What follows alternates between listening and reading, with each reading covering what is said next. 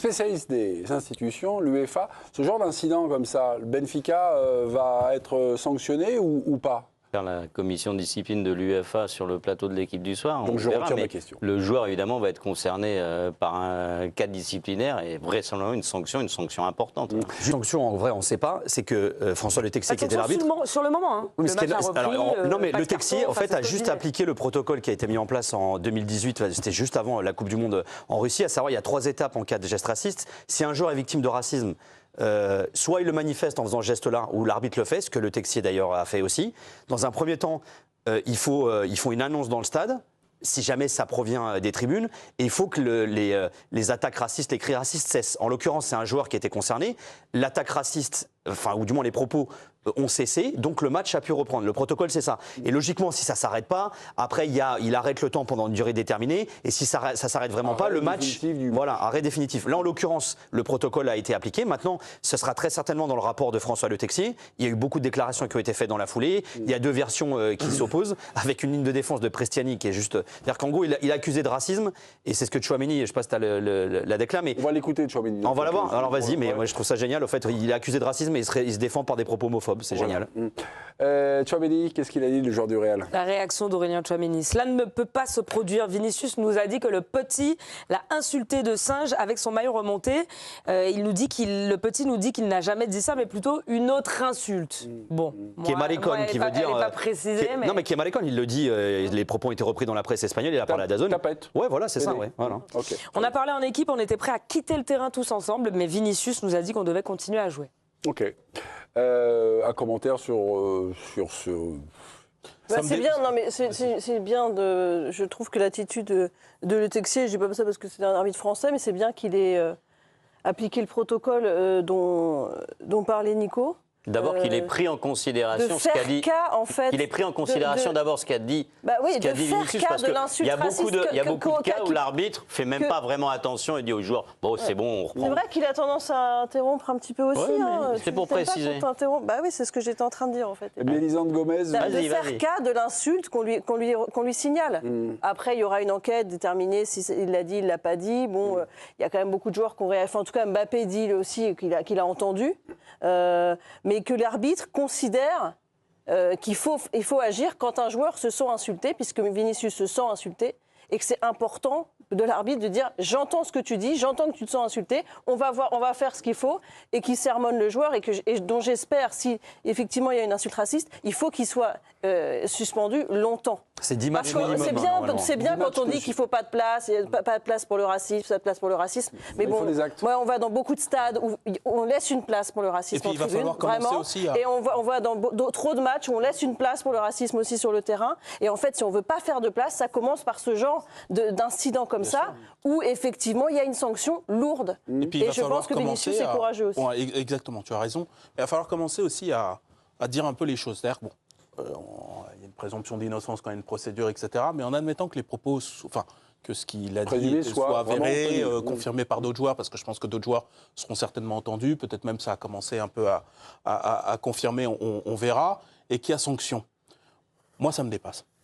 Ça me dépasse parce qu'on est en 2026, ces joueurs-là viennent dans un football très internationalisé, mondialisé, effectivement, où tu vas trouver de tout sur un terrain, que tu puisses encore avoir ce genre de propos, ça me dépasse. Et ce que je veux dire, c'est pas un hasard. C'est un joueur argentin. Ils n'en sont pas à leur coup d'essai, quand même, les Argentins. Mais il y a une espèce Ils ont une réputation. Ouais, mais il y a une espèce de tolérance, un peu. Il y a une espèce de... Ouais, mais si, un petit peu... un folklore. Un petit peu, il y a un côté un peu, c'est le folklore argentin, etc. Les mêmes propos, là, dans leur chanson, quand ils gagnent je ne sais plus quel match, et qui n'est pas contre la France, et qui se mettent à insulter tous les Français sur le côté c'est des Noirs, etc. Vous vous souvenez très bien de cette chanson, qui a valu des problèmes, notamment à Enzo Fernandez, quand il est retourné à Chelsea. Si c'est un autre pays qui le fait, je pense à des pays de l'Est, etc. Ouais. Mais derrière, il y a toute une mise au banc qui serait logique. Dave, il y a quand même eu, on ne peut pas dire qu'il n'y a rien qui a été dit à la suite de ça. Je trouve qu'on continue d'être très fan quand même de la culture footballistique argentine, alors que je trouve qu'on met vachement sur le tapis. Le seul truc qui m'emmerde dans ce que tu dis, ces dernières années, juste je finis. Vas-y. Juste que ces dernières années particulièrement, je trouve qu'il y a une espèce de façon très décomplexée de chanter de façon raciste, de traiter de façon raciste. Et je trouve qu'il y a toujours une image charmante de l'Argentine. Dave, je trouve ça assez fascinant. Tu vois, moi, c'est là où justement je suis en total désaccord avec toi. C'est que interroge autour de toi. Non. Les gens sont fans de l'Argentine. Ils sont fans de l'Argentine, pas forcément de cet aspect-là. C'est ça que je veux dire. En revanche, on peut pas. C'est pas parce qu'il y a certains joueurs argentins qui l'ont fait qu'on va dire il y a un truc vis-à-vis des Argentins. Il y a des Argentins qui ont été choqués. Tous les Argentins ne cautionnent pas les propos et actes racistes qui sont faits. Moi, ce que je veux pas, c'est que on peut pas. Non, mais on peut pas dénoncer. On peut pas dénoncer des actes discriminatoires et des généralités qui sont faites, c'est d'ailleurs ce que Mbappé dit ce soir, en généralisant, en disant quand c'est des Argentins, ça passe. Un terreau, ce qui n'est pas la même chose. Par exemple, la fameuse chanson. Après leur victoire, je ne sais plus où je monte, c'était pas encore. Mais qu'il y ait des problèmes culturels, je te rejoins là-dessus, Dave, on est d'accord là-dessus. Merci. Ouais. Voilà. Il n'y en a pas qu'en Argentine des problèmes culturels avec le racisme. Mais personne ne dit ça. Je dis juste que en Argentine, la presse n'avait pas réagi jusqu'à ce que forcément, du côté de Chelsea, ça réagit sur les propos à l'époque de Enzo Fernandez. Ce que je veux dire, c'est que malgré tout, l'Argentine continue à avoir une image assez clean, alors qu'ils n'en sont pas à leur coup d'essai. Moi, je trouve qu'au contraire, et d'ailleurs, tu veux que je te dise même un truc, et c'est d'ailleurs ce qui est repris. Il en faut très peu des pays de l'Est, et on a bien raison. Là, je lisais la presse espagnole, et d'ailleurs, il y a beaucoup là de réactions qui ont été entreprises. C'est un Brésilien se prend la tête avec un Argentin. Tiens, c'est pas la première fois que ça arrive. Tu vois, il n'y a pas ce que toi tu dénonces, à savoir ce fameux terreau qui peut exister. D'autres le constatent, et tu as raison. Il y a un problème très certainement culturel, éducationnel. Moi, en revanche, ce que je veux dire par là, c'est mais quelle que soit la nationalité du mec en réalité, et je vais même te dire, moi, ce qui m'emmerde le plus dans tout ça, c'est que, si on en croit ce que dit Tchouaméni, la ligne de défense de Prestiani, c'est de dire non, j'ai pas dit que c'était un singe, j'ai dit que c'était un PD. C'est-à-dire que c'est moins grave d'avoir des propos homophobes que d'avoir des propos racistes. Non, mais en fait, c'est fou. Et là, on touche à un autre problème, c'est les problèmes discriminatoires, c'était ce côté machiste, patriarcal, où en gros, PD ça passe, allez encore, c'est pas grave, etc. Mais attention, et tu sais à quel point les questions d'ordre discriminatoire et raciste me touchent. J'ai écrit un livre sur le sujet, etc.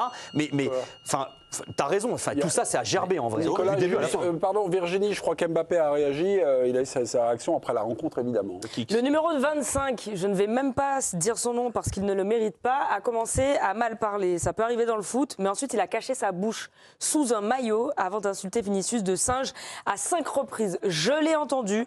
Des joueurs de Benfica l'ont entendu aussi. Ok, bon voilà, un témoin, Kylian Mbappé ce soir. Mais sur l'affaire de l'Argentine, Vinicius, il ne joue pas toujours contre des joueurs argentins, il joue quand même dans le championnat d'Espagne, et des histoires comme ça, il en a, en veux-tu, en voilà, dans le championnat d'Espagne. Donc on peut dire que c'est un problème de l'Argentine et qu'ils sont protégés. Je veux dire, en Espagne, ça arrive très très souvent, en Italie, ça arrive très très souvent, ça arrive aussi dans le championnat de France, ça arrive malheureusement.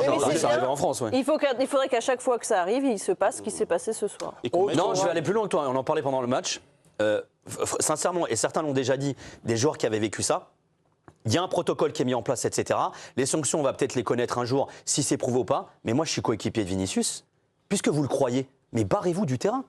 Mais faites-le. Et mettez l'UEFA face à ses responsabilités. Qu'est-ce qu'on fait dans ce cas-là? C'est-à-dire qu'à un moment, ça suffit de mettre des protocoles, des trucs, des machins. Les règlements, ça fait 20 ans qu'ils existent. Vous connaissez, vous, un joueur qui a été sanctionné? Le protocole, c'est pour... non, mais à un moment, tu les mets devant leur merde. Le protocole, c'est pour que le match continue de jouer. Mais c'est quoi le plus important? C'est que ça continue de jouer. C'est que ça continue de jouer ou qu'un mec qui se fasse traiter de singe sur un terrain? Nico, là où je ne suis pas d'accord avec toi, c'est qu'on voit là, pour le coup, le protocole... Il a été appliqué, il existe, tu l'as dit, depuis très longtemps.